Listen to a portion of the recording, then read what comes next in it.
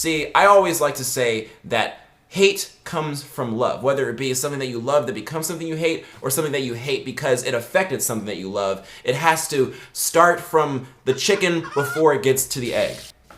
That was probably the stupidest analogy, but let's move on. Why do people hate you? Well, first of all, it could be because you're a piece of shit. Or you're not. Well, everyone says that.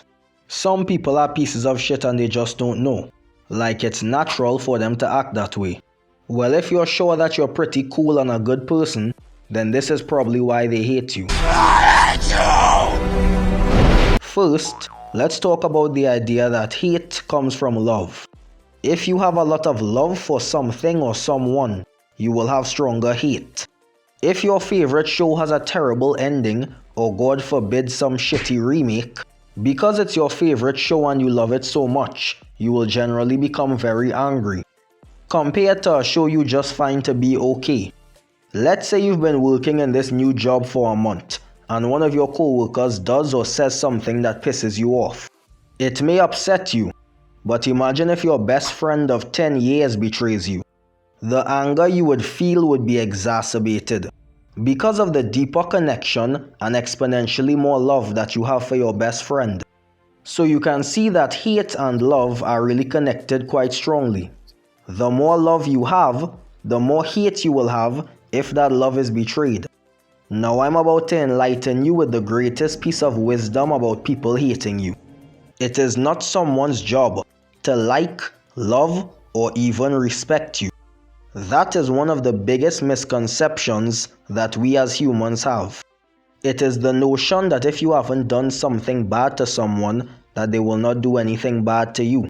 But that couldn't be further from the truth.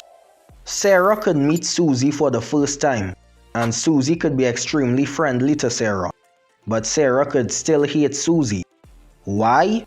Because Sarah is jealous of how much more attractive Susie is than her. Sarah despises Susie for something out of her control. And that happens a lot in life.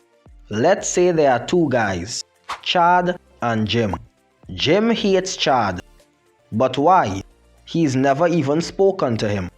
Well, you see, Chad is dating the girl that Jim has a crush on, Rachel. Jim was never able to muster up the courage to talk to his crush Rachel, and now he loathes Chad because he was not only able to speak to her, but to charm her into being his girlfriend. Now let's talk about respect. There are people who are just naturally disrespectful. I'm sure you've come across someone like that, and they will just keep disrespecting you until you draw your boundary and put your foot down. Some people truly don't reciprocate the respect you give them. Sometimes, respect must be earned.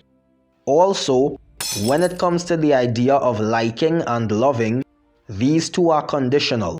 Someone will not like you for no reason. There's always some condition behind it. Whether it's because you're attractive, funny, helpful, rich, or maybe you have something in common with them. There's always at least one thing, or a combination of things, that causes you to like someone. If they didn't have those things, you would have no reason to like them. That being said, the reason people hate you may not even be your fault. Keep in mind that they don't actually hate you, they hate something about themselves and they are projecting it onto you. Really look at yourself and make sure you're not the one doing that. And next time someone seems to hate you for no reason, now you know why.